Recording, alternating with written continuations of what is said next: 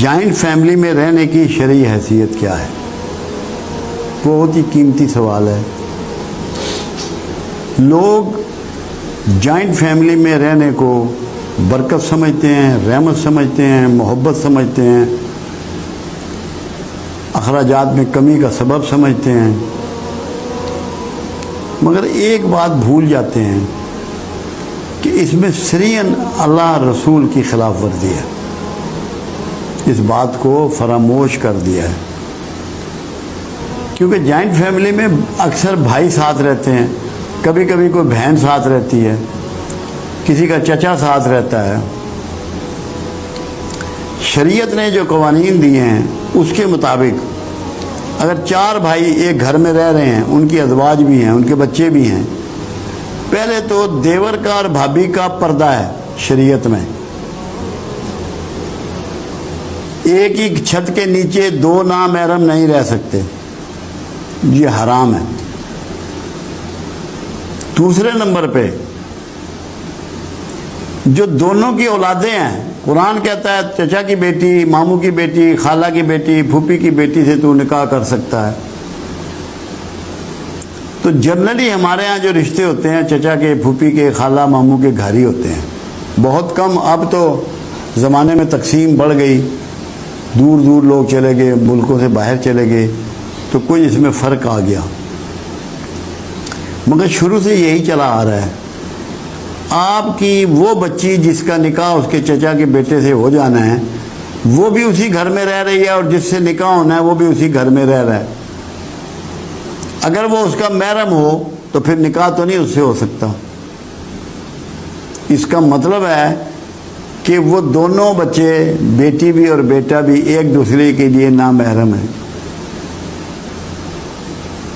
جب اللہ کے رسول صلی اللہ علیہ وسلم سے پوچھا گیا پردے کے حوالے سے، اس قانون کے حوالے سے، دیور کے بارے میں سوال کیا گیا، آپ نے فرمایا کہ سب سے خطرناک رشتہ وہی ہے۔ تو اس کی شرعی حیثیت کوئی نہیں ہے، یہ صرف جذباتی معاملہ ہے جس سے تعلقات بلکہ خراب ہوتے ہیں آپس میں۔ آپ صرف والدین کے ساتھ رہ سکتے ہیں جوائنٹ، ان پہ کوئی محرم کا، کوئی حرم کا تعلق نہیں ہے۔ باقی آپ کسی کے ساتھ، چچا ہوں، بھتیجے ہوں، بھائی ہوں، ان کے ساتھ آپ نہیں رہ سکتے، شرعاً یہ جائز نہیں ہے، کیونکہ ایک ہی چھت کے نیچے نامحرم نہیں رہ سکتے۔ کاش ہماری سمجھ میں یہ بات آ جائے۔ اسی لیے دیکھیں، اسلام نے تو کمال ہی کر دیا۔ جب باپ فوت ہو جاتا ہے، امیڈیٹلی اللہ تعالیٰ اس کی جائیداد بھائیوں میں، بہنوں میں بانٹ دیتا ہے کہ جاؤ اپنی اپنی جگہ جا کے رہو، اکٹھے مت رہنا، خرابیاں جنم لیں گی، بہت سی اخلاقی برائیاں جنم لیں گی۔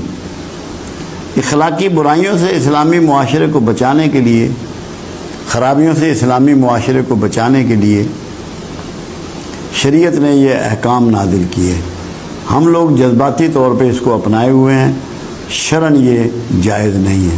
اس کی احتیاط کرنی چاہیے۔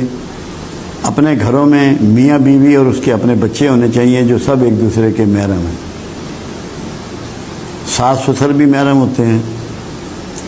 اگر ایک شوہر کے نکاح میں 2 بہنیں ہیں تو وہ ایک بہن محرم ہوتی ہے اس کی، کیونکہ اس سے نکاح نہیں ہو سکتا۔